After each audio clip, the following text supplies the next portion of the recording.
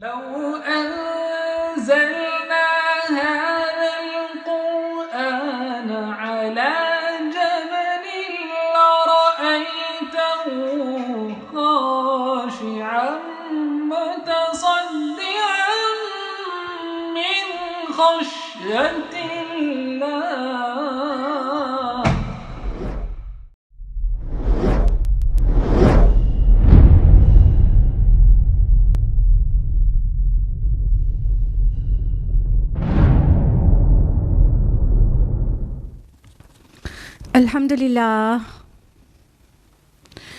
الحمدللہ وحدہ والصلاة والسلام علی من لا نبی بعد واعوذ باللہ من الشیطان الرجیم بسم اللہ الرحمن الرحیم یا ایہا الناس قد جاءتکم موعظۃ من ربکم وشفاء لما فی الصدور وہدی ورحمۃ للمؤمنین. بسم اللہ الرحمن الرحیم. رب اشرح لی صدری ویسر لی امری واحلل عقدۃ من لسانی یفقہوا قولی. میری عزیز بہنوں، درس قرآن مجید میں آپ سبھی کا تہہ دل سے خیر مقدم ہے. السلام علیکم ورحمۃ اللہ وبرکاتہ. درس قرآن میں میرے ساتھ کون سی سورہ چل رہی ہے؟ جی ہاں، سورہ سجدہ، اور لاسٹ ویک ہم لوگوں نے آیت نمبر 14 تک مکمل کر لیا تھا. کریکٹ. سو آیت نمبر 15 آنورڈس آج ہم لوگ تفصیل سے جانیں گے. چھوٹی سی سورہ ہے، 30 آیات پر مشتمل. تو آیت نمبر 15 ہے، اعوذ باللہ من الشیطان الرجیم بسم اللہ الرحمن الرحیم. انما یؤمن بآیاتنا الذین اذا ذکروا بها.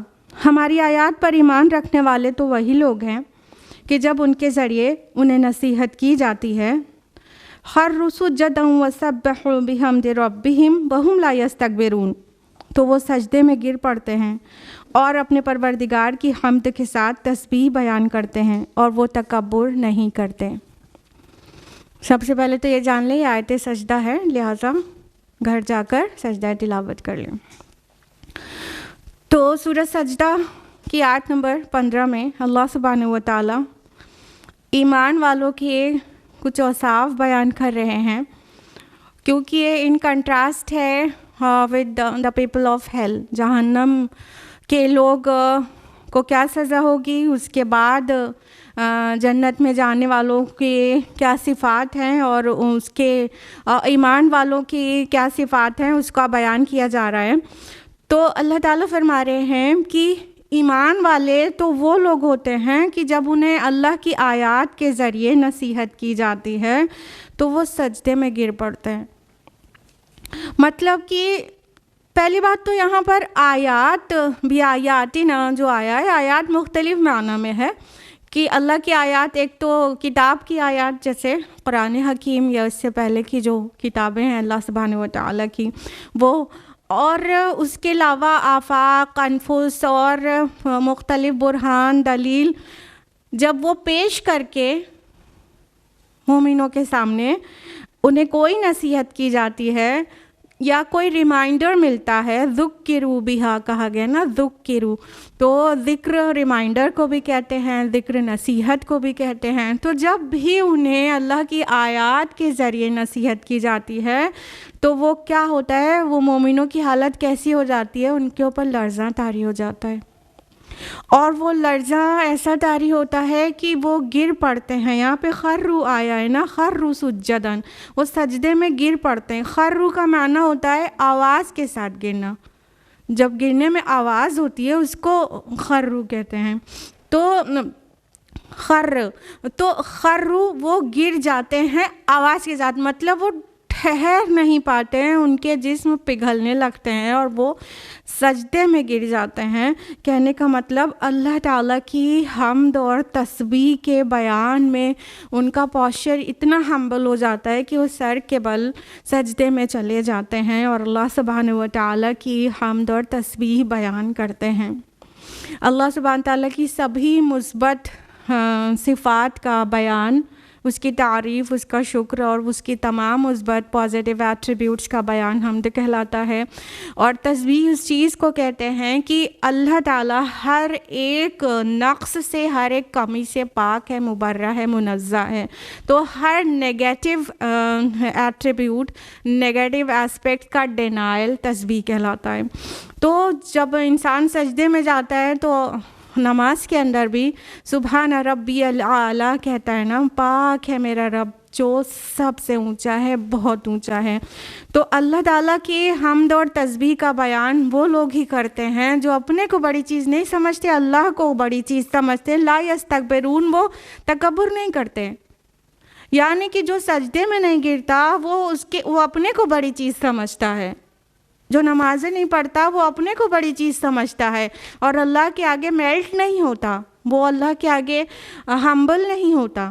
تو اور مومن کیسے ہوتے ہیں کہ اللہ تعالیٰ کی عظمت، اس کی بلندی، اس کی کبریائی کے احساس سے بالکل ہمبل ہو جاتے ہیں اور الٹیمیٹلی وہ سجدے میں گر جاتے ہیں۔ کہنے کا مطلب وہ بہت نمازیں قائم کرنے والے لوگ ہوتے ہیں اور ہر شکر کے ٹائم بھی وہ سجدے میں جاتے ہیں، اور جب اللہ کے لیے نصیحت کی جاتی ہے ان کو اللہ کی آیات کا حوالہ دے کر، تو ان پہ ایسا لرزاں طاری ہوتا ہے۔ ہمیں اور آپ کو چیک کرنے کی ضرورت ہے کہ کیا ہم بھی اللہ کی آیات کو سننے کے بعد اسی طرح کا رسپانس دیتے ہیں۔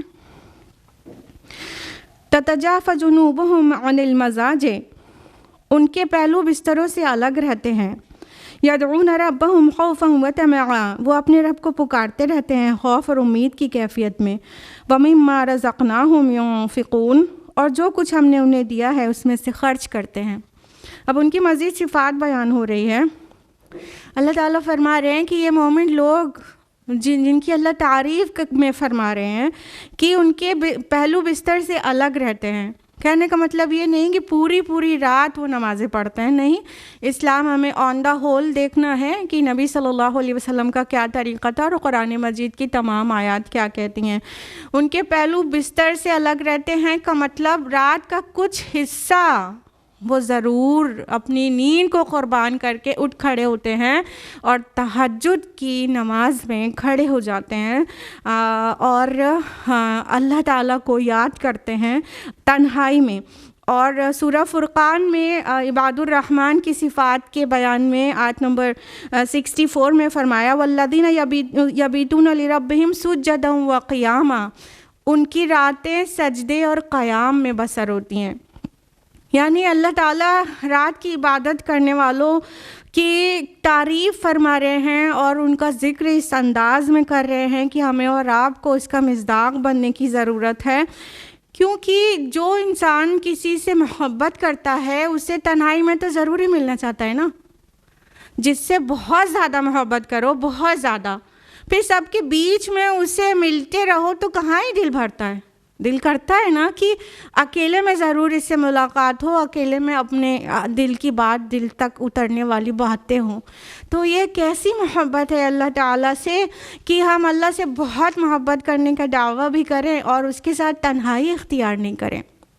تو اللہ سے سچی محبت کرنے والے تنہائی میں ضرور اس سے ملاقات کرتے ہیں، راتوں کو ضرور اپنی نیندیں قربان کرتے ہیں۔ اگر دیکھا جائے تو محبت قربانیاں ایثار مانگتی ہیں۔ آپ بہت غور کر کے دیکھ لیجئے، آپ کو پتہ چلے گا کہ جو محبت ہے اس کی سب سے سچی محبت کی سب سے پہلی شرط یہ ہے کہ اس کے لیے قربانیاں دینے کے لیے تیار ہے کہ نہیں۔ اگر قربانیاں دے پا رہے ہیں اور دے رہے ہیں تو ہاں محبت سچی ہے، اور اگر قربانیاں دینے کے لیے دل تیار نہیں ہے تو پھر محبت وہ کہنے والی ہو گئی۔ آپ دیکھیے والدین کی محبت سچی ہوتی ہے، ماں کی محبت سچی ہوتی ہے، ماں کا ہر دن زندگی بھر کبھی کبھی والا سین نہیں ہے، ہر دن قربانیوں سے بھرا ہوتا ہے کہ نہیں ہوتا؟ اپنی اولاد سے سچی محبت کرتی ہے ماں، ہر دن کتنی قربانیاں دیتی ہے، ایک دن میں کئی بار، نہ صرف پرورش کے ٹائم بلکہ بچے کے بڑا ہونے کے بعد بھی قربانیاں کنٹینیوڈ رہتی ہیں۔ تو یہ محبت ایثار و قربانی مانگتی ہے۔ اور ہم سبھی کو نیند بہت پیاری ہے، ہم سبھی کو نیند بہت پیاری ہے. تو بعض اوقات نیند اتنی پیاری لگتی ہے کہ کھانے سے بھی زیادہ اہم. بھوک بھی لگی اور نیند بھی آتی رہے تو بعض اوقات لوگ کھانا چھوڑ کے سو جانا پسند کرتے ہیں. نیند پیاری ہے. تو اس پیاری چیز کی قربانی جب دے پائے سچی والی محبت ہے. تو وہ لوگ جو اللہ سے سچی محبت کرتے ہیں، رات کا کچھ حصہ، پوری رات تو کہا نہیں جا رہا ہے، اسلام کی تعلیمات یہ نہیں ہے نا. نبی صلی اللہ علیہ وسلم تہائی رات، آدھی رات یا 2/3 رات بس اتنی دیر قیام کرتے تھے. ہمارے اور آپ سے بہت زیادہ، لیکن آپ اتنا ہی کرتے تھے. اور ہم سبھی بس جتنا قیام ہم کر سکیں ایٹ لیسٹ اٹھنے کے لیے اپنی نیند قربان کریں. تو اللہ تعالیٰ ان کی تعریف کر رہے ہیں کہ ان کے پہلو جو ہیں بستر سے الگ رہتے ہیں اور وہ اپنے رب کو خوف اور امید کے ساتھ پکارتے ہیں. دیکھیے امام بخاری نے اپنے صحیح البخاری میں ایک باب باندھا ہے، الایمان بین الخوف والرجاء. ایمان خوف اور امید کے درمیان ہے. یعنی مومنوں کا جو طریقہ ہوتا ہے وہ یہ کہ اللہ سے خوف تو کرتے ہیں لیکن خوف ایسے نہیں ان کے سر پہ سوار ہو جاتا کہ وہ نا امید ہو جائیں اور وہ بس اپنے کو جہنمی سمجھنے لگیں. نہیں، خوف ایسا نہیں، ان کو اللہ سے امید بھی رہتی ہے کہ اللہ ان کے گناہوں اور تقصیروں اور خطاؤں کو معاف کر دے گا. تو جو دین اسلام ہمیں سکھاتا ہے اللہ سے ڈرنا تو ہے لیکن امید ضرور رکھنی ہے. اور جب خوف اور امید کا صحیح بیلنس رہتا ہے نا تبھی ہم کامیاب ہونے والے ہیں. خوف اگر زیادہ بڑھ جائے تو ڈپریشن میں چلے جائیں گے اور ہماری پازیٹیو انرجی کا لاس ہوگا اور ہم پروڈکٹیو کام نہیں کر پائیں گے. خوف اگر زیادہ بڑھ جائے اور امید زیادہ بڑھ جائے تو بس اللہ تو غفور ہے، پھر سارے گناہ کے راستے کھول لیں گے، اللہ تو رحیم ہے، بس اللہ معاف کر. امید اگر زیادہ بڑھ جائے گی تو ہمارے اعمال ہمارے قابو میں نہیں رہیں گے. اس لیے خوف اور امید کا صحیح بیلنس ہونا ضروری ہے. تو یہ جو مومن ہے نا جن کی اللہ تعریف فرما رہے ہیں وہ کہہ رہے اللہ کو پکارتے ہیں، یہ خوف کے ساتھ بھی امید کے ساتھ بھی. تو ڈرنا تو بہت ضروری ہے لیکن امید رکھنا بھی اتنا ہی ضروری ہے. دونوں چیز بالکل بیلنسڈ ہونا چاہیے تو وہ صحیح طرز فکر ہے، طرز عمل ہے. اور ان کی تعریف کرتے ہوئے کہا کہ اور جو کچھ ہم نے دیا اس میں سے خرچ کرتے ہیں. دھیان رہے یہاں پر رزقناہم ینفقون کا، ہم نے جو کچھ انہیں رزق دیا ہے اس میں سے خرچ کرتے ہیں. اب یہ رزق صرف مال نہیں ہے نا، رزق سبھی چیزیں ہیں. واٹ ایور اللہ سبحانہ و تعالی ہیز بلیسڈ اس ود از رزق، چاہے وہ مال ہو، چاہے انٹلیکٹ ہو، اسکلز ہو اور نالج ہو، یہ ساری چیزیں بھی رزق ہیں. ہمیں جو کچھ دیا گیا ہے، اولاد ہے، صحت ہے، جو کچھ بھی دیا گیا ہے سب رزق ہے. اللہ تعالیٰ نے عطا کیا ہے، ہمارا ذاتی نہیں ہے. تو یہ سبھی چیزیں رزق ہیں. تو اب جب کہا گیا کہ اللہ نے جو رزق دیا ہے اس میں سے خرچ کرتے ہیں تو اس کا مطلب بہت وائڈ ہو گیا کہ صدقات یا زکوٰۃ کہہ دیا جاتا. زکوٰۃ اور صدقات ہوتا تو وہ پھر مال سے ہی ہوتا، ٹھیک ہے. یہ الگ بات ہے کہ صدقات میں بھی بہت رینجز ہیں، لیکن یہاں پہ جو کچھ دیا اس میں سے خرچ کرتے ہیں تو مطلب ساری چیزوں میں سے خرچ کرتے ہیں. مال میں سے بھی، اپنی صلاحیتوں سے، اپنی عقل سے، اپنے علم سے، اپنی طاقت سے، سب سے خرچ کرتے ہیں. تو اگر ایسے بندے بننا ہے جن کو اللہ خوشخبری سنانے جا رہے ہیں، اگلی آیت میں خوشخبری ہے اور پیچھے سے تعریف ہو رہی ہے، تو ہمیں اپنی ہر چیزوں میں سے اللہ کی راہ میں خرچ کرنا ہوگا. اللہ تعالیٰ تعریف فرما رہے وَمِمَّا رَزَقْنَاهُمْ يُنْفِقُونَ، ہم نے جو کچھ بھی انہیں رزق دیا اس میں سے خرچ کرتے ہیں. تو اگر آپ کے پاس صلاحیت ہے تو صلاحیت کے ساتھ آپ کنٹریبیوٹ کریں اعلیٰ کلمت اللہ کے لیے. آپ کے پاس وقت ضرور ہے، اپنے وقت کو کنٹریبیوٹ کریں. اب آپ کے پاس نالج ہے، انٹلیکٹ ہے، جو بھی چیزیں آپ کے پاس ہے ان سب چیزوں کے ساتھ کنٹریبیوٹ کریں کہ اللہ تعالیٰ کا کلمہ بلند ہو اور اس کی حقانیت پوری دنیا تک پہنچا سکیں. آیت نمبر 17 فَلَا تَعْلَمُ نَفْسٌ مَّا أُخْفِيَ لَهُم مِّن قُرَّةِ أَعْيُنٍ، تو کوئی انسان نہیں جانتا کہ اس کی آنکھوں کی ٹھنڈک کے لیے کیا کچھ چھپا کر رکھا گیا ہے. جزاء بما كانوا يعملون، ان کے اعمال کے بدلے کے طور پر. اور یہ بہت ہی خوشخبری والی آیت ہے کہ اللہ سبحانہ و تعالیٰ نے اپنے ان نیک بندوں کا جو پیچھے ذکر کیا کہ یہ کچھ کرتے ہیں، ان کے لیے اللہ سبحانہ و تعالیٰ نے جو کچھ آخرت میں جنت میں رکھا ہے نا، وہ بالکل مخفی ہے، وہ پتہ نہیں ہے کسی کو. اور اس کی سب سے ایلیبوریٹو حدیث ہے، بخاری مسلم کی متفق علیہ روایت ہونے کے ساتھ ساتھ صحاح ستہ میں سب جگہ الگ الگ روایات سے ہے. ہم آپ کو ابو ہریرہ رضی اللہ عنہ کی روایت بتانے جا رہے ہیں. حدیث قدسی ہے کہ اللہ سبحانہ و تعالیٰ فرماتے ہیں، نبی صلی اللہ علیہ وسلم نے فرمایا کہ اللہ تعالیٰ فرماتے ہیں، عادت العباد الصالحین، کہ میں نے اپنے صالح بندوں کی آنکھوں کی ٹھنڈک کے لیے جو کچھ رکھا ہے اٹھا کر، ما لا عین رأت، تو نہ کسی آنکھ نے اسے دیکھا ہے، ولا اذن سمعت، اور نہ کسی کان نے اسے سنا ہے، ولا خطر علی قلب بشر، اور نہ ہی کسی بشر، کسی انسان کے دل پر، دماغ پر اس کا تصور گزرا ہے. سبحان اللہ. اور پھر اللہ کے رسول نے فرمایا کہ اور تم چاہو تو یہ آیت پڑھ لو کہ فلا تعلم نفس ما اخفی لهم من قرۃ اعین، تو کوئی انسان نہیں جانتا کہ اس کی آنکھوں کی ٹھنڈک کے لیے کیا کچھ چھپا کر رکھا گیا ہے. یعنی جنت کی جو ایکچوئل نعمتیں ہیں نا، وہ کسی آنکھ نے دیکھی نہیں ہے، کسی کان نے سنی نہیں ہے، اور نہ ہی کوئی انسان جو بڑھیا سے بڑھیا امیجنیشن رکھتا ہو اس کا تصور کر سکتا ہے. اور جس بھی چیز کا آپ تصور کریں وہ حقیر رہ جائے گا، کیونکہ آپ کا تصور وہاں تک جا ہی نہیں سکتا. یہ خبر پہلے ہی دی جا چکی ہے. تو مسند احمد کی ایک حدیث ہے، حدیث نمبر 8030، اس میں ابو ہریرہ رضی اللہ عنہ نبی صلی اللہ علیہ وسلم سے سوال کرتے ہیں کہ جنت کے بارے میں ہمیں کچھ بتائیے کہ وہاں کی تعمیر کیسی ہے.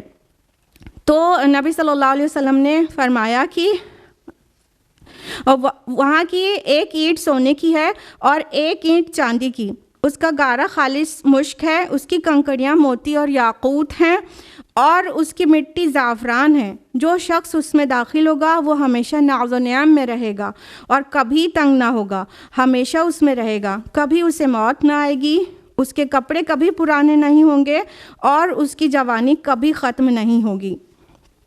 تو ایسی عالی شان جنتیں، ایسی خوبصورت جنتیں اللہ تعالیٰ نے رکھی ہیں کہ نہ ہی وہاں کپڑا پرانا ہونا ہے، اور نہ ہی جوانی ڈھلنی ہے، نہ ہی موت کا خوف رہے گا. بس عیش ہی عیش، اور سونا چاندی کے وہاں پہ برتن اور سونے چاندی کی جنتیں، اور عالی شان عزت فرشتوں کے ذریعے اور خدام کے ذریعے. تو جو کچھ اللہ سبحانہ و تعالیٰ نے وہاں پر چھپا کر رکھا ہے، وہ کسی بھی انسان نے اس کا تصور نہیں کیا ہے. ترمذی کی ایک حدیث ہے، حدیث نمبر 2528، نبی صلی اللہ علیہ وسلم نے فرمایا، جنت میں 2 باغ ایسے ہیں جن کے برتن اور ان کی تمام چیزیں چاندی کی ہیں، اور 2 باغ ایسے ہیں جن کے برتن اور تمام چیزیں سونے کی ہیں. جنت عدن میں لوگوں کے اور ان کے رب کے دیدار کے درمیان صرف وہ کبریائی کی چادر حائل ہوگی جو اس کے چہرے پر ہے. سبحان اللہ. اللہ سبحانہ و تعالیٰ کا اس طرح قرب نصیب ہوگا کہ انسان اللہ تعالیٰ کو دیکھ رہا ہوگا، اور اللہ تعالیٰ کی دیدار کے بعد جو لذت ملے گی دنیا و ما فیہا کے لیے ہیچ ہے وہ. اور کوئی جنتی اور جنت کی کوئی چیز اگر ایک ذرا سا دنیا میں انسان کے ناخن کے برابر بھی دنیا کی طرف دکھا دیا جائے تو وہ ایسے روشن ہو جائے جیسے سورج کے سامنے سارے ستارے ماندھ پڑ جاتے ہیں، اس طرح روشنی ہو جائے کہ سورج ماندھ پڑ جائے. اتنی خوبصورت جنتیں صرف تھوڑے سے عمل پر دیکھیے کہا تو گیا جزاء بما کانوا یعملون، ان کے اعمال کے بدلے کے طور پر ملے گی. لیکن ذرا غور کریے کہ یہ لمیٹڈ لائف میں، لمیٹڈ ٹرائلز میں پاس ہونے کے بعد جو کچھ ملے گا وہ ان لمیٹڈ ہے، وہ ایٹرنل لائف ہے، وہ کبھی ختم نہیں ہونے والی زندگی ہے اور کبھی ختم نہیں ہونے والی نعمتیں ہیں، اور اس سے کبھی انسان بور نہیں ہوگا اور وہاں سے کبھی نہیں نکلنا چاہے گا. تو جو کچھ بتا دیا گیا حدیث کے ذریعے وہ بھی تو ریویل ہو گیا، اور جو ایکچولی ہے وہ وہاں پر وہ مخفی ہے، وہ اللہ تعالیٰ نے چھپا کے رکھا ہے. دیکھیے پیچھے جو آیت آئی کہ وہ رات میں قیام کرتے ہیں، قیام اللیل کرتے ہیں، اپنے ان کے پہلو بستر سے الگ رہتے ہیں، وہ چھپا کے عبادت کرنے والے لوگ ہیں نا، تو اللہ نے بھی ان کے ریوارڈ کو چھپا کر رکھا ہے، وہ وہیں ریویل ہوگا. تو میرا ریکمنڈیشن ہے آپ کو کہ زندگی میں کچھ اعمال ایسے ضرور کریں جو کسی کو بھی نہ پتہ ہو سوائے آپ کے رب کے. تو وہ چھپی ہوئے اعمال میں برکتیں بہت ہیں، اور اس میں کسی قسم کی ریا نہیں داخل ہوتی نا، تو وہ کیا ہے، بہت ہی خالص عمل ہوگا. اور جب آپ کے اعمال، کچھ اعمال ایسے ضرور ہونا چاہیے، کئی اعمال ایسے ہوتے جو چھپ کے ہو ہی نہیں سکتے، بات الگ ہے. ٹھیک ہے، آپ آئی ہیں چل کے، ہم دیکھ رہے ہیں آپ کو، آپ نے اتنا اچھا کام کیا کہ آپ گھر سے نکلی اور قرآن سننے کے لیے آئیں، یہ چیز آپ چھپا نہیں سکتی ہیں نا. لیکن کچھ اعمال ایسے ضرور ہونے چاہیے جو کسی کو نہ پتہ ہو سوائے اللہ کے. کچھ رشتہ داروں غریبوں کی مدد اتنی چھپا کے ہو کسی کو نہ پتہ ہو، اور کوئی اور عمل ایسا ہو اتنا چھپا کے ہو کسی کو نہ پتہ ہو، تو اس عمل میں وزن بہت زیادہ رہے گا. تو چھپی ہوئی ان جنت کی جو نعمتیں ہیں پھر اس کا فائدہ مل سکے گا. افمن کان مومنا کمن کان فاسقا لا یستوون، تو بھلا جو کوئی مومن ہے کیا اس کے مانند ہو جائے گا جو فاسق ہے، اور دونوں ہرگز برابر نہیں. اب پورے سیناریو کو لیجئے، یہ مکی سورہ ہے، اور مکہ میں جو اس وقت حالات تھے تو کچھ لوگ مان رہے ہیں، کچھ لوگ نہیں مان رہے. آج بھی دنیا میں ایسے لوگ ہیں، کچھ لوگ مان رہے ہیں، کچھ لوگ نہیں مان رہے. تو اللہ سبحانہ تعالیٰ کہہ رہے ہیں کہ کیا ہم ماننے والے اور نہیں ماننے والوں کو برابر کر دیں گے؟ دونوں کا انجام برابر ہو جائے گا کہ یہ مرے اور مٹی میں ملے اور سب برابر؟ یہ کیسا انصاف ہے؟ یہ تو کوئی انصاف ہی نہیں ہوا. دونوں ہرگز برابر نہیں ہیں. کوئی اپنے نفس کو ایک دم کھلا چھوڑے ہوا ہے، جو چاہتا ہے کرتا ہے، جو بھی دل میں آتا ہے وہ کر ڈالتا ہے، چاہے اس سے کتنا نقصان آ رہا ہو کسی کو بھی، اور چاہے اللہ نے اسے منع کیا ہو. اور کوئی ایسا ہے کہ اپنے نفس کو کنٹرول کر کے جیتا ہے اور اللہ کے احکام کے مطابق اپنی زندگی گزارتا ہے، اور دونوں مر کے مٹی ملے اور آخرت نہ ہو اور جواب دہی نہ ہو، دونوں برابر ہو جائیں، کوئی ریوارڈ کوئی پنشمنٹ نہ ہو، تو ایسے کیسے ہو سکتا ہے؟ اللہ کی نظر میں دونوں برابر نہیں ہیں. یہ بات قرآن حکیم میں کئی جگہ کئی انداز میں کہی جا چکی ہے کہ دونوں اس طرح دونوں برابر نہیں ہیں. سورہ حشر سورہ نمبر 59 آیت نمبر 20 میں فرمایا لا یستوی اصحاب النار و اصحاب الجنہ، اصحاب النار اور اصحاب الجنہ برابر نہیں ہیں، دونوں الگ الگ ہیں. دنیا میں ان کی طرز فکر الگ، ان کی تھاٹس الگ الگ تھی، ان کا عمل الگ الگ تھا، وہ الگ طرح سے زندگی گزار رہے تھے. تو ظاہر ہے آخرت میں دونوں کا انجام الگ الگ ہوگا، کوئی جنت کی ابدی نعمتوں میں اور کوئی جہنم کی بہت بڑی پنشمنٹ میں. اما الذین آمنوا وعملوا الصالحات فلہم جنات المأویٰ، وہ لوگ جو ایمان لائے اور جنہوں نے نیک عمل کیے تو ان کے لیے باغات ہیں ٹھکانے کے طور پر. نزلا بما کانوا یعملون، ابتدائی مہمان نوازی کے طور پر ان کے اعمال کے بدلے میں. اب اللہ سبحانہ تعالیٰ جنتیوں کی نعمت کے متعلق فرما رہے ہیں کہ جو لوگ ایمان لائے اور نیک عمل کیے، دونوں چیز ساتھ میں رہے گی. خالی ایمان بھی نجات کے لیے کافی نہیں ہے، اور خالی اچھے عمل ہو ایمان نہ ہو تو اس کو تو اعمال صالحات کہیں گے ہی نہیں. ایمان اور اعمال صالحات دونوں ضروری ہے. تو جو لوگ ایمان لائے اور جنہوں نے نیک اعمال کیے، یہ لوگ کیسے ہیں؟ جو जन्नातुल मावा नेमतों भरे बागात में जाएंगे, जो कि उनके ठिकाने के तौर पर होगा, उनकी रिहाइश गाह होगी। वो वहाँ टेम्परेरली नहीं जाएंगे कि आज गए कल निकाल दिए जाएंगे, वो उनका असल ठिकाना होगा। वो किराएदार नहीं होंगे कि अभी दुनिया में कोई बहुत आलीशान मकान किराए पर ले ले फिर वहाँ से निकलना ही पड़ेगा एक दिन। वो जन्नत में जो ठिकाना होगा वो उनका अपना होगा। और अल्लाह ताला कह रहे हैं कि ये क्या होगा, नुज़ुल होगा, अल्लाह की तरफ से नुज़ुल होगा। यानी जन्नत की जो डिस्क्रिप्शन है वो एक्चुअली नुज़ुल है। नुज़ुल का माना क्या होता है? नज़ला मीन्स होता है टू सेंड डाउन, कुछ उतरना, ठीक है। तो नुज़ुल इब्तिदाई मेहमान नवाजी को कहते हैं, जो मेहमान के गाड़ी से उतरने के फ़ौरन बाद दी जाती है। नुज़ुल उतरने को कहते हैं। कोई इंसान अपनी बाइक से, कार से, घोड़े से, ऊँट से, किसी भी सवारी से जो उतरता है, उतरने के बाद उसे जो ठंडा गरम पेश किया जाता है उसको नुज़ुल कहते हैं। फुल जो मेहमान नवाजी उसको तो ज़ियाफ़त कहते हैं। तो जो जन्नत के मुताल्लिक जो नेमतों का जितना कुछ बयान है वो तो सिर्फ इब्तिदाई मेहमान नवाजी है, वो तो बिगनिंग का ठंडा गरम है। एक्चुअल डिनर जो है वो तो बताया ही नहीं गया है। जब मेहमान को जब उतरता है तो उस वक्त तो खाली हम कॉफ़ी या जो है कोई ठंडा शरबत पेश कर देते हैं। फिर जो असल मेहमान नवाजी करते हैं उसमें कितनी वैरायटी होती है। तो असल मेहमान नवाजी इज़्ज़त के साथ वो तो पूरा डिस्क्राइब तक भी नहीं की गई है। जो कुछ है वो तो नुज़ुल है, अल्लाह ताला की तरफ से इब्तिदाई मेहमान नवाजी।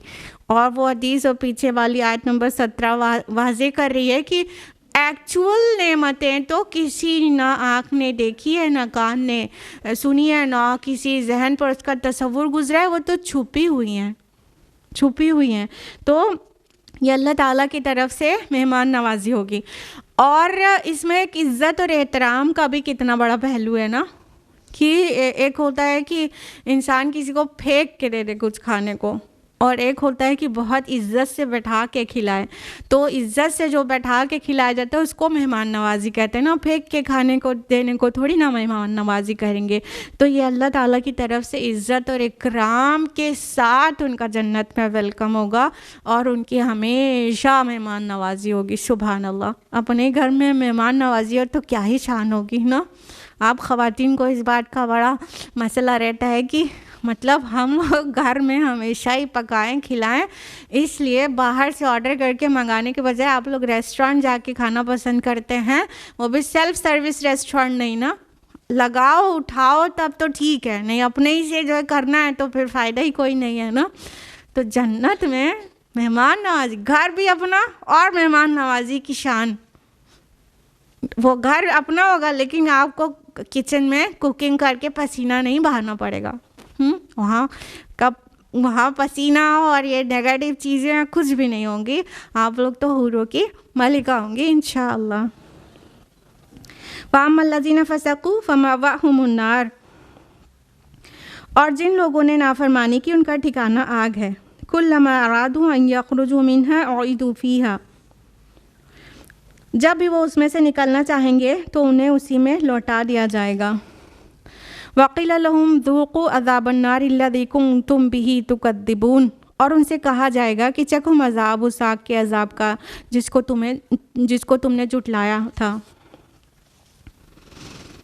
अब इसकी कंट्रास्ट में जहन्नम के अज़ाब का ज़िक्र है कि जिन लोगों ने जुटलाया, नाफरमानी की, इनकार किया और रिमाइंडर्स नहीं लिया, नसीहत नहीं पकड़ा, तो उनका ठिकाना क्या है? आग है। हर किसी भी चीज़ से ज़्यादा तकलीफ़ शायद जल जाने से ही होती है। तो अल्लाह ताला ने जहाँ जन्नत में इतनी आलीशान मेहमान नवाजी रखी है, वहीं पनिशमेंट के लिए आग रखा है। और वो जिस तरह जन्नत की नेमतें अबदी हैं उसी तरह जहन्नम की आग भी अबदी है। जब भी उससे निकलना चाहेंगे उसमें लौटा दिया जाएगा। उईदू फ़ीहा, इआदा करना किसको कहते हैं? पलटाने को, पलटने को, रिवर्स होने को। تو دوبارہ لوٹا دیا جائے گا. کہنے کا مطلب جہنمی چھڑا کے بھاگنا چاہے گا لیکن وہ چھڑا کے کہیں بھاگنے میں کامیاب نہیں ہو پائے گا. وہ واپس اسی عذاب میں ڈھکیل دیا جائے گا اور ان سے کہا جائے گا کہ چکھو اب اس حق کا مزہ جسے جھٹلاتے تھے. دنیا میں بہت آسان تھا نا کہنا کہ کس نے دیکھا ہے, جب ہوگا تو دیکھا جائے گا. کوئی تو زبان سے ہی جھٹلا دیتا ہے کہ دیر از نو لائف آفٹر ڈیتھ, مرنے کے بعد کوئی زندگی نہیں ہے, سب موت آتی ہے اور یہ گردش زمانہ کی وجہ سے, اور اس کے بعد دیر از نتھنگ آفٹر ڈیتھ. بہت آسان ہے جنت جہنم کا انکار کر دینا اور حساب و کتاب کا انکار کر دینا. تو کوئی تو زبان سے انکار کرتا ہے, کوئی عمل سے انکار کرتا ہے, کہتا ہاں ٹھیک ہے مرنا ہے اٹھنا ہے. کس نے دیکھا ہے؟ جو چیز دیکھ رہے ہیں اس کو تو انجوائے کر لیں. بہت ہی افسوس کے ساتھ یہ کہہ رہے ہیں کہ کچھ لوگ ایسے بھی ہیں کہ جب انہیں اللہ کی طرف بلاؤ تو اور کہو کہ ابھی بھی اللہ کی طرف ٹرن نہیں ہوں گے تو کب؟ اب تو عمر بھی بڑھ رہی ہے تو جواب یہ ملتا ہے ہاں یہ عمر بڑھ رہی ہے اسی لیے تو اور زیادہ لائف کو انجوائے کر رہے ہیں تاکہ وہ ختم ہو جائے گی. ایسی بھی تھاٹس ہیں. تو یہ شیطان کا ایک ٹول ہے کہ لوگ کہتے ہیں کہ لائف کو انجوائے کر لو نہیں تو ختم ہو جائے گی. ارے اگلی زندگی کے لیے کیا سامان کیا ہے وہ دیکھ لو, نہیں تو یہ ختم ہو جائے گی تو دوبارہ آنے کو نہیں ملے گا. تو جب جہنم کے عذاب میں رہیں گے تو اللہ تعالیٰ کہیں گے کہ اب تم چکھو اس کا عذاب. چکھنا, یہ ٹیسٹ کرنا, یہ سب سے زیادہ پتہ چلتا ہے. ٹچ کرنا, اسمیل کرنا, یہ سینسز اتنے اسٹرانگ نہیں ہیں جتنا ٹنگ سے ٹیسٹ کرنا ہوتا ہے. تو یہاں چکھو عذاب کہا گیا. تبھی تمہیں قاعدے سے پتہ چل جائے گا تو اس کو اس میں ہی ڈھکیل دیے جاؤ گے. سورہ نبا میں کس طرح سے مطلب دہلانے والے انداز میں جہنم کا ڈسکرپشن اور اس کے عذاب کا. اللہم لا تعجلنا منہم آمین. وَلَنُذِيقَنَّهُم مِّنَ الْعَذَابِ الْأَدْنَىٰ دُونَ الْعَذَابِ الْأَكْبَرِ لَعَلَّهُمْ يَرْجِعُونَ. اور ہم لازماً چکھائیں گے انہیں مزہ چھوٹے عذاب کا بڑے عذاب سے پہلے شاید کہ یہ لوگ پلٹ آئیں. اب اللہ سبحانہ تعالیٰ دنیا میں انسان کو اپنی طرف پلٹانے کے لیے, حق کی طرف آنے کے لیے اور عبرت پکڑنے اور نصیحت کے لیے دنیا میں چھوٹے چھوٹے سے عذاب بھیجتا رہتا ہے. اور یہاں پہ جو الفاظ استعمال ہوئے ہیں وہ بہت ہی اٹینشن سیکنگ ہے. دیکھیے اللہ تعالیٰ کہہ رہے ہیں ہم دنیا میں عذاب الادنا بھیجتے رہتے ہیں عذاب اکبر سے پہلے. ادنا کا اپوزٹ ہوتا ہے اقصا. ادنا مطلب قریب کا اور اقصا مینس دور کا, ٹھیک ہے. اور اکبر عذاب الاکبر آیا ہے تو اکبر کا اپوزٹ ہوتا ہے اصغر. اکبر مینس بڑا اور اصغر مینس چھوٹا, ٹھیک.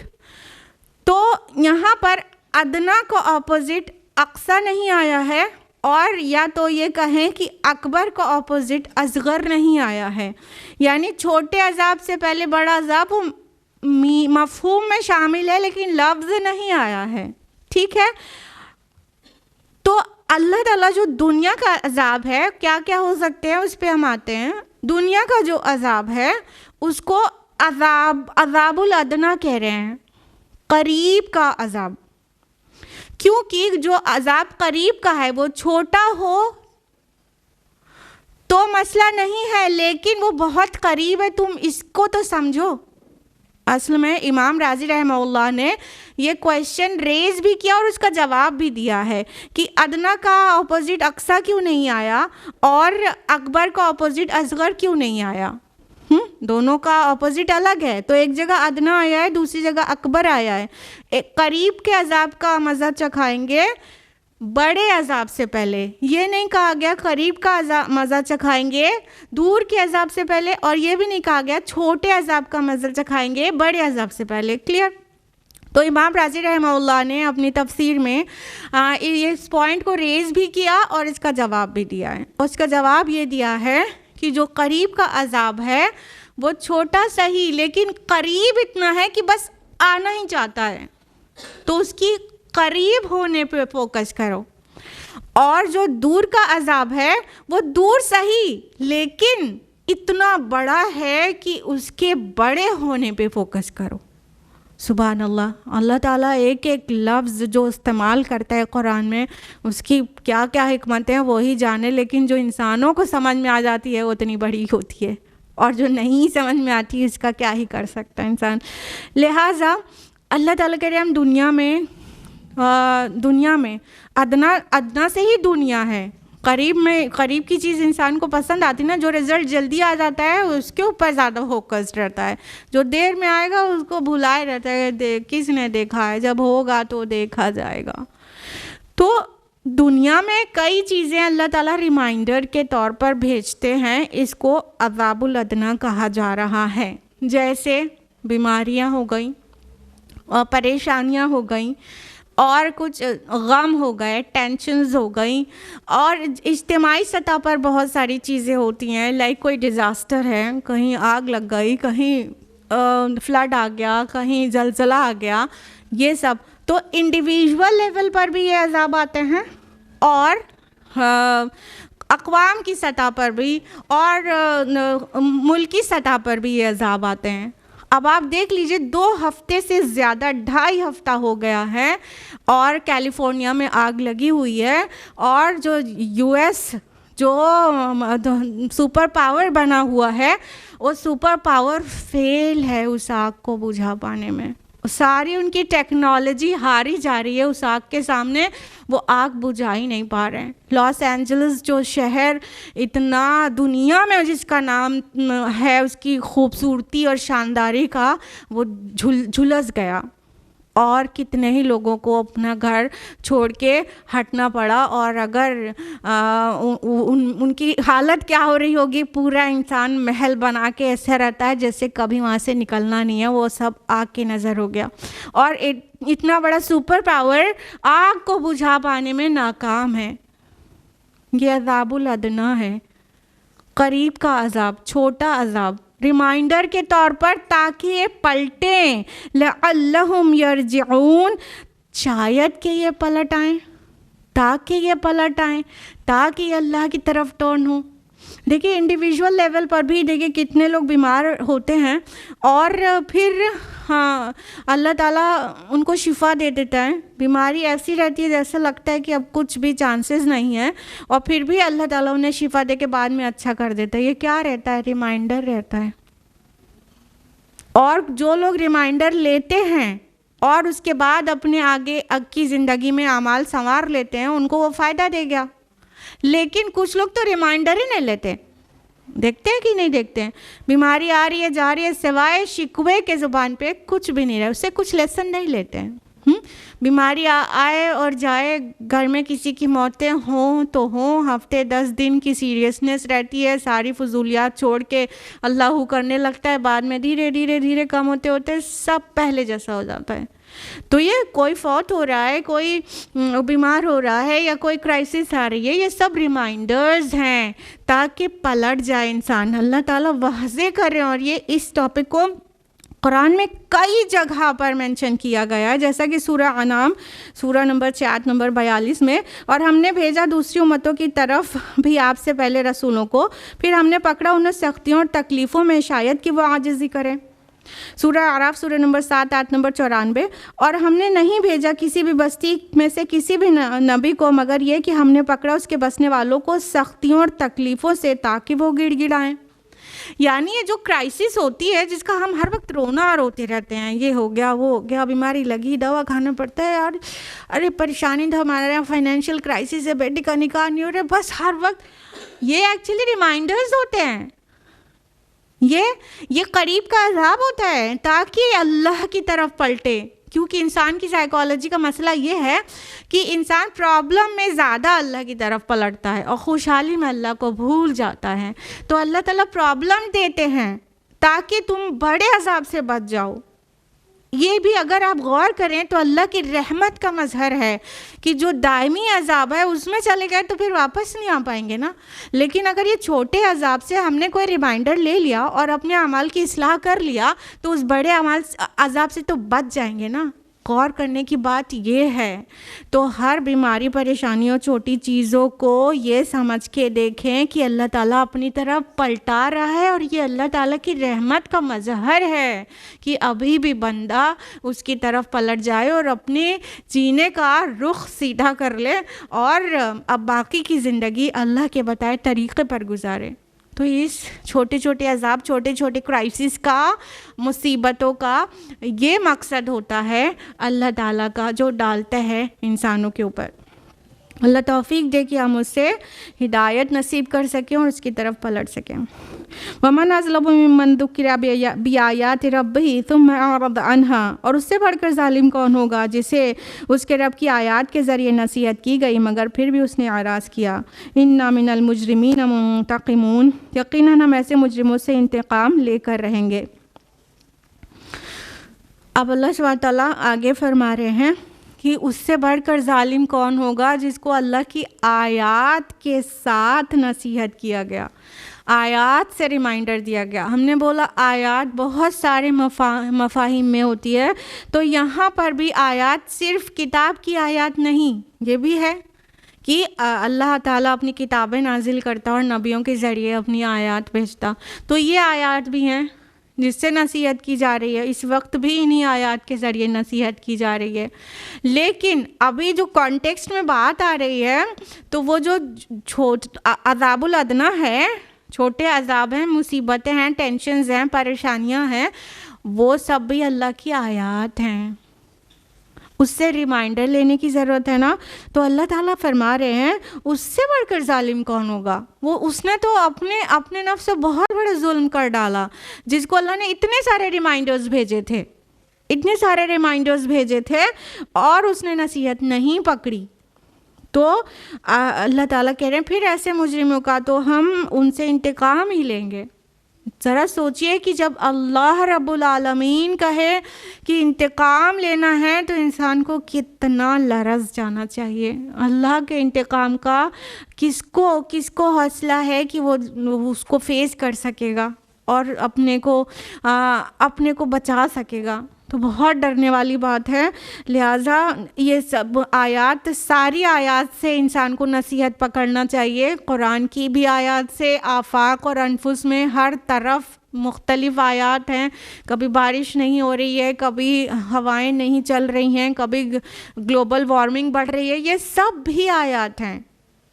تو ان سے بھی ریمائنڈرز لینا چاہیے اور کرائسس اور اپنے پرسنل لائف میں جو چیزیں ہوتی رہیں اس سے بھی، وہ بھی آیات ہیں، اس سے بھی ریمائنڈرز لے کے اپنے آپ کو سنوار لینا چاہیے. اگر نہیں کیا تو پھر اس سے بڑھ کر ظالم کوئی بھی نہیں ہے. کہنے کا مطلب اس انسان کو نے تو اپنے آپ پر بہت بڑا ظلم کر لیا. وہ کیا ہی دوسرے پر ظلم کرے گا، اپنے آپ پر اس نے اتنا بڑا ظلم کر لیا کہ اتنے سارے ریمائنڈرز ملنے کے بعد بھی اس کی زندگی نہیں سنوری اور عذاب الادنیٰ سے اسے فائدہ کچھ نہیں ہوا. وہ عذاب اکبر کو ہی چکھنا چاہتا ہے. اللہم لا تجعلنا منہم. وَلَقَدْ آتَيْنَا مُوسَى الْكِتَابَ. اور ہم نے موسیٰ کو بھی کتاب عطا کی تھی. فَلَا تَكُنْ فِي مِرْيَةٍ مِّن لِقَائِهِ. تو آپ کسی شک میں نہ رہیے اس کی ملاقات سے. وَجَعَلْنَاهُ هُدًى لِبَنِي إِسْرَائِيلَ. اور اس کو ہم نے بنا دیا تھا رہنمائی بنی اسرائیل کے لیے. یہ جو آیت ہے کہ ہم نے موسیٰ کو کتاب عطا کی تھی اور آپ اس کی ملاقات میں شک میں نہ رہیے. میریا ورڈ آیا، میریا میں شک ہوتا ہے، لقائی اس کی ملاقات میں. اس میں مفسرون کا یوں تو ڈفرینس آف اوپینین ہے. ایک اوپینین یہ بھی ہے کہ یہ موسیٰ علیہ السلام سے ملاقات کی بات ہے کہ جو معراج پر موسیٰ علیہ السلام سے ملاقات ہوئی تھی اس سے آپ شک میں نہ رہیے.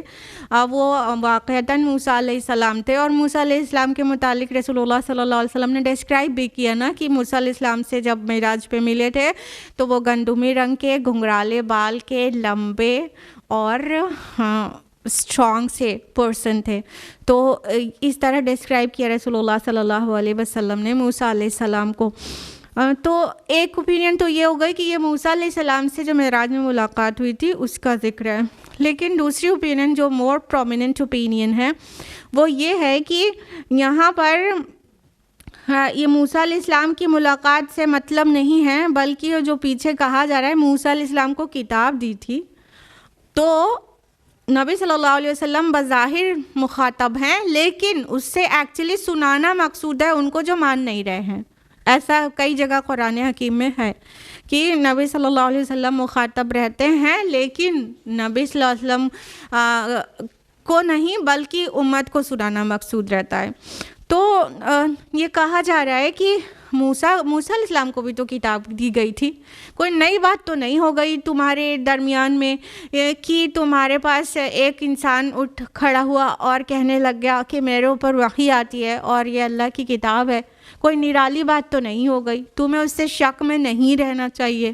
مطلب جو لوگ نہیں مان رہے ہیں ان سے کہا جا رہا ہے انڈائریکٹ میں کہ کس بات کا شک ہے، کون سے نرالی بات ہو گئی ہے کہ کتاب آ گئی ہے، کتاب اس سے پہلے بھی آئی، اور جو سب سے زیادہ تمہارے لیے نون ہے تمہارے گرد و پیش میں یہود ہیں، نصارہ ہیں، تو موسیٰ علیہ السلام کو مانتے ہیں، موسیٰ علیہ السلام کو جو کتاب دی گئی وہ یہ سب اس کو مانتے ہیں، تم بھی مانتے ہو کہ موسیٰ کی کتاب ہے۔ تو اب قرآن آ گئی، ایک کتاب آخری، اور وہ اس آخری رسول آ گئے، تو تمہیں اتنی حیرانی ہونے والی کون سی بات ہو گئی، تو تمہیں اس سے شک میں نہیں رہنا چاہیے۔ اور یہ جو ہو کی ضمیر ہے جعلناہ ھدی لبنی اسرائیل، تو یہ ہو کی ضمیر پھر تورات کے لیے ہے کہ اس کو بنایا ہم نے بنی اسرائیل کے لیے ہدایت۔ تو تورات کی جو خصوصیت تھی وہ کیا تھی کہ وہ بنی اسرائیل کے لیے صرف ہدایت تھی، کہنے کا مطلب وہ کتاب بنی اسرائیل کے لیے نازل ہوئی تھی، پوری دنیا کے انسانوں کے لیے نہیں۔ لیکن قرآن مجید کی کیا صفت ہے؟ کئی جگہوں پر ہے، خصوصاً سورہ بقرہ سورہ نمبر 2 آیت نمبر 185 میں شہر رمضان الذی انزل فیہ القرآن ھدی للناس، کہ رمضان وہ مہینہ ہے جس میں قرآن نازل ہوا جو لوگوں کے لیے ہدایت نامہ ہے۔ تو قرآن مجید ساری دنیا کے انسانوں کے لیے ہے، صرف مسلمانوں یا عربوں کے لیے نہیں ہے، لیکن تورات صرف بنی اسرائیل کے لیے نازل ہوئی تھی، نہ کہ پورے انسانیت کے لیے۔ قرآن ھدی للناس ہے، تورات ھدی لبنی اسرائیل تھی۔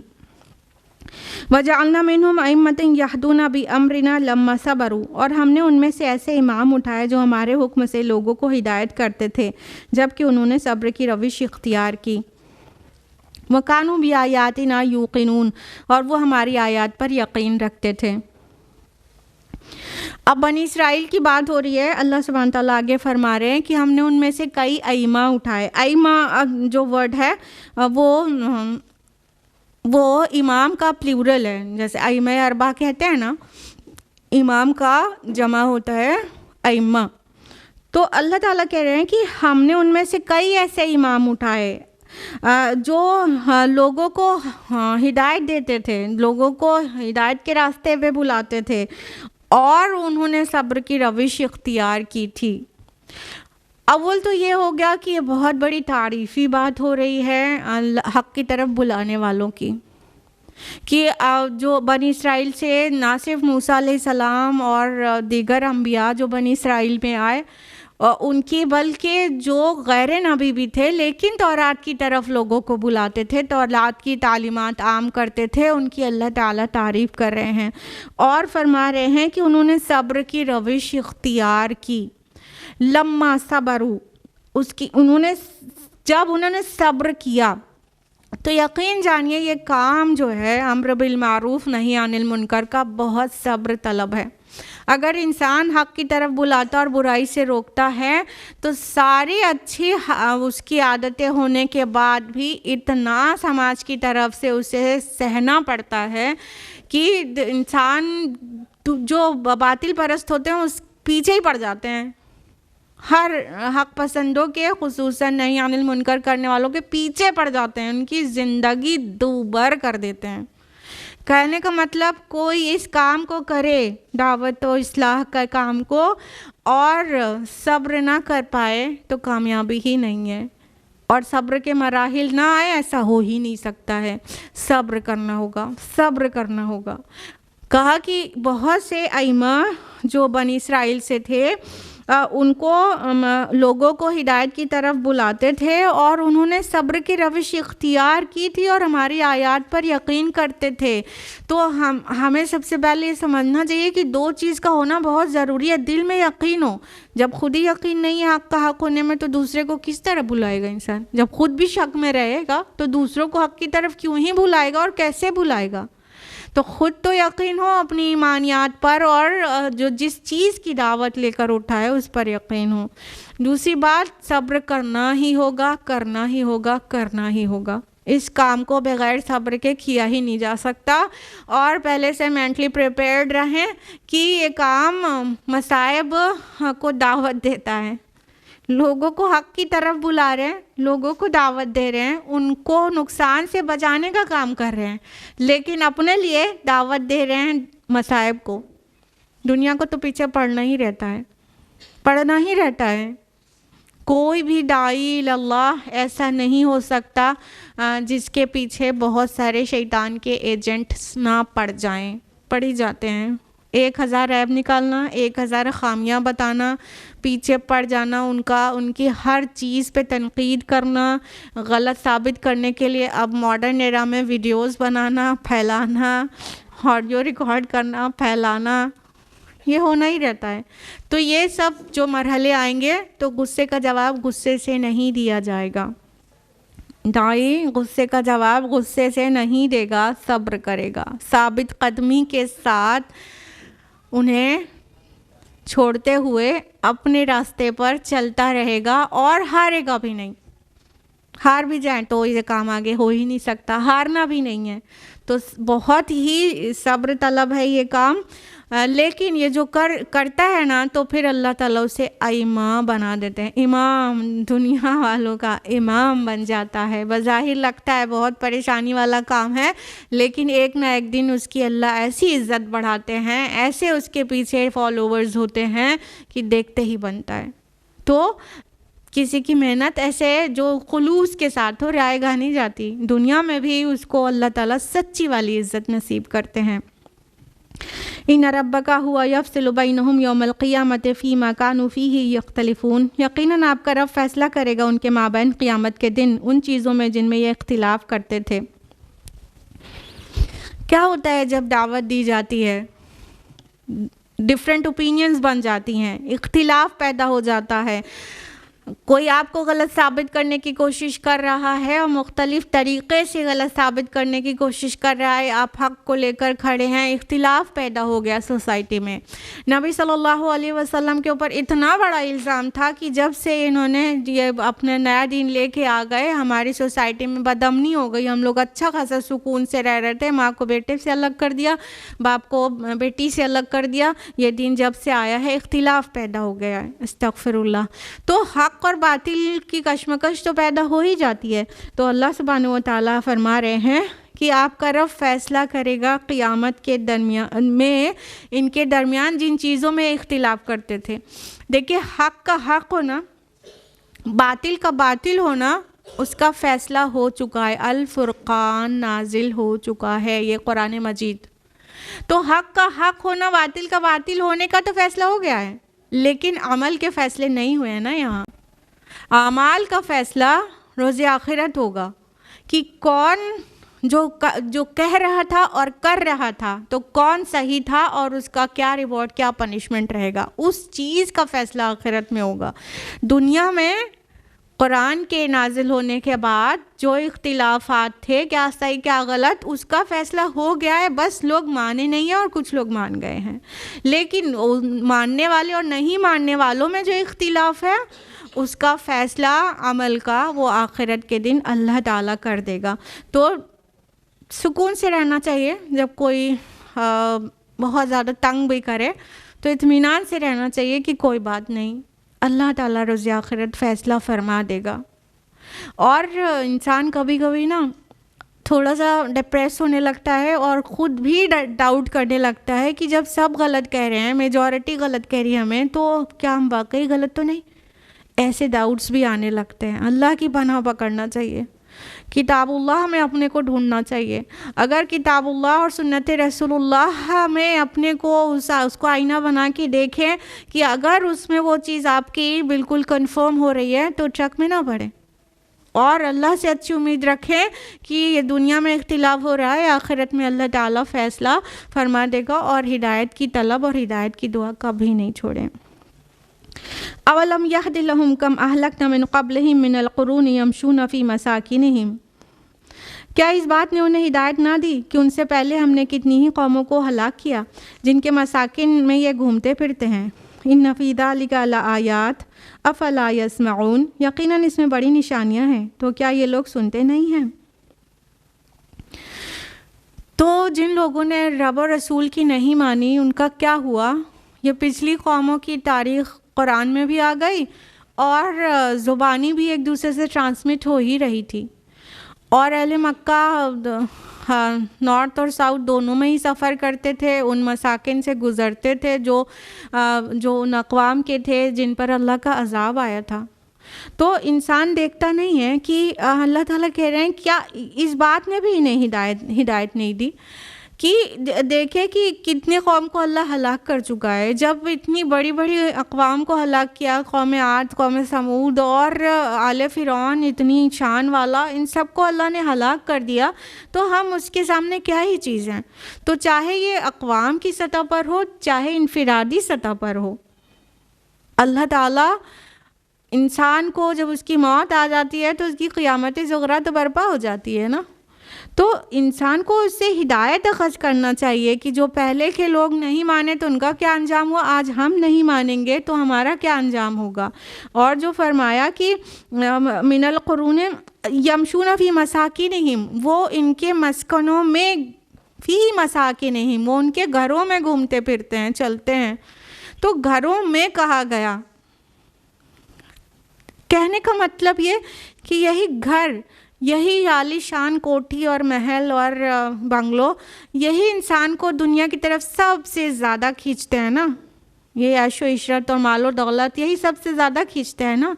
اور پھر جب وہ ویران محلات پڑے ہوئے انسان دیکھے تو اس کو پورے دماغ میں پوری ہسٹری گھومنا چاہیے کہ یہ کبھی آباد رہا ہوگا، اور یہاں پہ کتنی شان سے بادشاہ رہے ہوں گے، اور ان کی کیا ہی رعایا ان کی کیسی عزت کرتی ہوگی، اور کس طرح شان سے زندگی گزاری ہوگی، اور آج دیکھو نشان عبرت بنے ہیں، ویران ہیں۔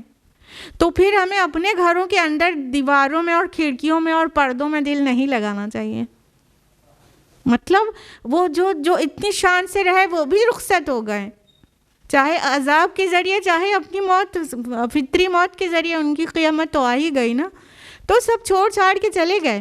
تو یہ اللہ تعالیٰ کہہ رہے ہیں کتنی ہی قوموں کو ہم نے برباد کر دیا، یہ چیز بھی ان کو ہدایت نہیں دیتی، اس چیز سے بھی ہدایت اخذ نہیں کرتے۔ اصل میں ہمارا مرض یہ ہے کہ ہم سوچتے نہیں ہیں، سوچنے کا وقت ہی نہیں نکالتے ہیں، ہر وقت تو موبائل میں بزی رہتے ہیں، تو سوچنے کا وقت کہاں ملے گا؟ تو جب کہیں وزٹ پہ جائیں تو اس پہ اللہ تعالیٰ کے متعلق سوچیں، تاریخ کے متعلق سوچیں، اس سے کوئی نہ کوئی سبق لے کے لوٹیں، سبق لے کے کوئی نہ کوئی سبق لے کر لوٹیں۔ پوری آفاق میں اور ہر جگہ، پوری دنیا میں، کائنات میں ہر جگہ اللہ کی نشانیاں بکھری ہوئی ہیں۔ وہ نظر چاہیے، وہ بصیرت چاہیے جو نصیحت قبول کرے اور ہر جگہ اسے اللہ نظر آئے۔ تو بس وہ بصیرت کی ضرورت ہے، تھوڑا غور کریں۔ اور اللہ تعالیٰ کہہ رہے ہیں نا ان فی ذلک لآیات، اس میں نشانیاں ہیں، مختلف اقسام کی نشانیاں ہیں، ذرا غور کریں گے تو ساری نشانیاں سمجھ میں آنا شروع ہو جائیں گی۔ تو کیا یہ لوگ سنتے نہیں ہیں؟ سنتے ہیں تو عقل میں ڈالتے نہیں ہیں، ڈالتے بھی ہیں تو اتنی جلدی جھٹک دیتے ہیں اور پھر دنیا میں گم ہو جاتے ہیں۔ یہ کیسے بے وقوف لوگ ہیں؟ اولم یروا انا نسوق الماء الی الارض الجرز، کیا انہوں نے دیکھا نہیں کہ ہم پانی کو ہانک کر لے جاتے ہیں بے آب و گیا زمین کی طرف، فنخرج به زرعا تاکل منه انعامهم وانفسهم افلا یبصرون، پھر ہم اس سے کھیتی اگاتے ہیں جس میں سے یہ کھاتے ہیں ان کے مویشی بھی اور یہ خود بھی، تو کیا یہ لوگ دیکھتے نہیں ہیں؟ اب اللہ سبحانہ تعالیٰ ایک اور چیز سے عبرت دلا رہے ہیں، حالانکہ اس میں ڈبل معنی ہے کہ اللہ تعالیٰ اپنی نعمتیں یاد دلا رہے ہیں کہ کیا تم دیکھتے نہیں ہو کہ ہم کس طرح ہانک کر پانی کو لے جاتے ہیں اس زمین کی طرف جو بے آب و گیا ہے۔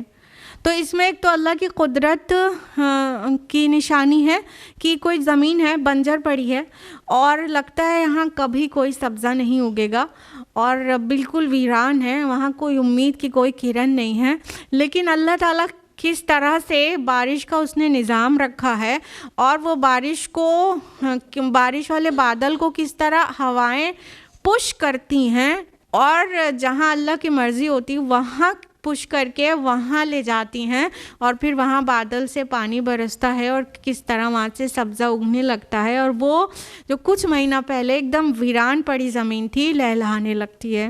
تو اس میں تو ایک تو اللہ کی قدرت کی بہت ساری نشانیاں ہیں، اس میں توحید کا پیغام بھی ہے، لیکن جس کانٹیکسٹ میں بات آگے چل رہی ہے اس سے یہ زیادہ سمجھ میں آ رہا ہے کہ نا امیدی کی کوئی ضرورت نہیں ہے۔ جس طرح ایک چٹیل میدان بنجر زمین دیکھ کے محسوس ایسا ہوتا ہے کہ یہ ویران ہے، یہ کسی کام کی نہیں ہے، یہاں سے کوئی خیر نہیں پھوٹ سکتا، اور کچھ مہینے کے بعد جب اس پہ بارش پڑ چکی رہتی ہے اور پورا گرین ہو چکی رہتی ہے، پھولوں سے پھلوں سے لہلانے لگتی ہے اور پھر آپ اس جگہ سے گزرتے ہیں تو آپ کو لگتا ہے کہ یہ وہی ہے، یقین کرنے کا دل نہیں کرتا۔ تو یہاں پہ ایک امید دی گئی ہے کہ مایوس نہیں ہونا ہے۔ ایک تو نبی صلی اللہ علیہ وسلم کی وہ کشمکش ان کے ساتھ، کفار کے ساتھ، کہ سب انکار کر رہے ہیں، اور آپ صلی اللہ علیہ وسلم کو تو کتنے دن شیب ابی طالب میں رہنا پڑ گیا، ہاں، اور وہ 3 سال کیسے گزرے ہوں گے، سب بائیکاٹ کر رہے ہیں، مان کے نہیں دے رہے ہیں۔ تو اللہ تعالیٰ یہ امید کی کرن بھیج رہا ہے کہ مایوس نہیں ہونے کی ضرورت ہے۔ بظاہر کوئی زمین بنجر لگتی ہے لیکن اللہ تعالیٰ جس طرح اس پر بارش برسا کر اسے پھر سے ہریالی وہاں پہ کر دیتا ہے، اسی طرح یہ جو دعوت کبھی بھی اٹھتی ہے، چاہے وہ محمد رسول اللہ صلی اللہ علیہ وسلم کی خود کی دعوت ہو، چاہے اس کے بعد کے داعیوں کا کام ہو، کہ دعوت لے کے جب اٹھتے ہیں تو لگتا ہے کوئی نہیں مان رہا ہے، کوئی نہیں مان رہا ہے، کوئی مانتا ہی نہیں، لوگ بدل ہی نہیں رہے، لیکن مایوس ہونے کی ضرورت نہیں ہے۔ اللہ تعالیٰ وقت کے ساتھ ایسے ریزلٹس دیتا ہے کہ انسان کا دل اور آنکھیں ٹھنڈی ہو جاتی ہیں۔ کبھی کبھی تو مرنے کے بعد اس کا کام اور بہتر ہوتا ہے، وہ آخرت میں پتہ چلے گا، لہٰذا مایوسی کی ضرورت نہیں۔ وَيَقُولُونَ مَتَىٰ هَٰذَا الْفَتْحُ إِن كُنتُمْ صَادِقِينَ، اور یہ لوگ کہتے ہیں کہ کب ہوگا یہ فیصلہ اگر تم سچے ہو۔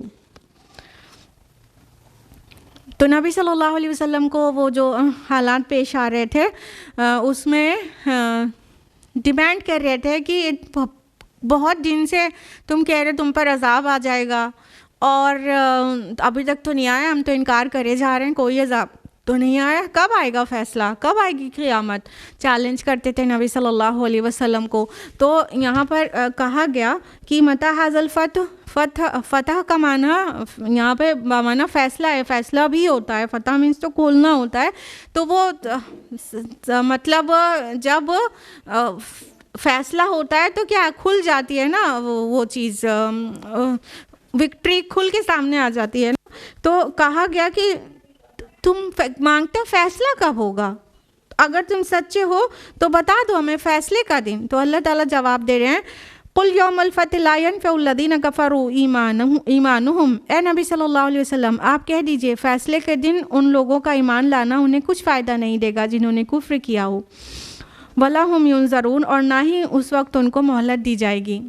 تو اللہ تعالیٰ فرما رہے ہیں کہ تم فیصلے کو چیلنج مت کرو، تم فیصلے کو چیلنج مت کرو، تم فیصلے کا انتظار مت کرو بیٹھ کر، کیونکہ جب فیصلہ ہوگا، فیصلہ تو ہوگا ہی، اور جب ہوگا اور تمہارے خلاف ہو گیا تو تمہیں اس وقت کا ایمان نفع نہیں دے گا۔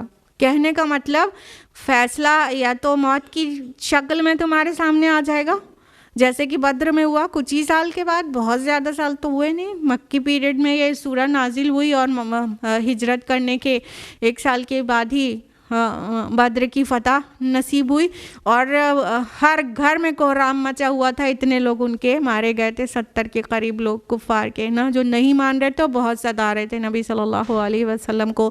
تو فیصلہ تو ہو گیا، فائدہ ہوا، فیصلہ تو ہو گیا تھا. فرعون کا جب وہ غرق ہو رہا تھا اور وہ کہہ بھی رہا تھا کہ ایمان لائے بنی اسرائیل کے رب پر، لیکن اس کا ایمان کچھ نافع ہوا. تو فیصلہ تو ہونا ہی ہے، لیکن جو فیصلے کو چیلنج کر رہے ہو اس وقت تمہیں کیا ملے گا، تمہاری کیا بنے گی، اپنی سوچو تمہاری کیا بنے گی. تو اللہ تعالیٰ فرما رہے، اور نہ ہی مہلت ملے گی، کوئی بھی رکنے کا ٹائم نہیں ملے گا جب فیصلہ تمہیں ریویل ہوگا. فَأَعْرِضْ مَنْتَظِرْ إِنَّهُمْ مُنْتَظِرُونَ. تو اے نبی صلی اللہ علیہ وسلم آپ ان سے اعراض فرمائیں اور انتظار کریں، یہ بھی انتظار ہی کر رہے ہیں. یہ آخری آیت تھی سورہ سجدہ کی. اللہ سبحانہ تعالیٰ کنکلیوڈنگلی فرما رہے ہیں کہ یہ آپ کے نقصان کا، آپ کے مٹ جانے کا معاملہ، آپ کے ختم ہو جانے کا انتظار کر رہے ہیں، ان کو کرنے دیجئے، آپ بھی انتظار کریے، یہ بھی انتظار کریں، آپ بھی انتظار کریے. جس کے ساتھ اس کے رب کی طرف سے دل کی تسکین اور تسلی ہو کہ آپ حق پر ہیں، اس انسان کو بھی سکون سے انتظار کرنا چاہیے. اور جو حق پر نہیں ہے وہ انتظار کر رہے کسی طرح ہمارے کھپ جائے یا کسی طرح ہماری سوسائٹی سے نکل جائے، کس کو ہم قتل کر لیں معاذ اللہ. انہوں نے پلاننگ تو کر ہی لی تھی لاسٹ میں کہ نبی صلی اللہ علیہ وسلم کو شہید کر دیں، لیکن اللہ تعالیٰ کی منشا کیا تھی وہ ساری دنیا کو پتہ ہے. تو اللہ تعالیٰ نے کس طرح اپنے نبی کو محفوظ کیا. اور اس سے پہلے اور رسولوں کے خلاف بھی پلاننگ کی گئی ہے، لیکن کوئی رسول کو قتل نہیں کر سکا. انبیاء کا قتل ہوا ہے لیکن رسولوں کا نہیں ہوا ہے. تو اللہ تعالیٰ فرما رہے ہیں یہ بھی انتظار کریں، آپ بھی انتظار کریے، بس ان کو جانے دے. فَأَعْرِضْ عَنْهُمْ، ان کو چھوڑ دیجئے، ان سے درگزر کریے. تو جب کوئی ہٹ دھرمی ضدی انسان ضد پہ آ جائے تو پھر اس سے درگزر کرنا چاہیے، اسے یعنی چھوڑ دینا چاہیے اسے اس کے حال پر، اور انتظار کرنا چاہیے جب اللہ تعالیٰ اپنا فیصلہ لے کر آئے گا. دنیا میں بھی فیصلے ہو جاتے ہیں اور آخرت میں پورا اعمال کے فیصلے ہو جائیں گے. اس کے ساتھ یہ سورہ مکمل ہوئی. بارک اللہ لی ولکم فی القرآن العظیم ونفعنی وایاکم بالآیات والذکر الحکیم. وآخر دعوانا الحمد للہ رب العالمین. والسلام علیکم ورحمۃ اللہ وبرکاتہ.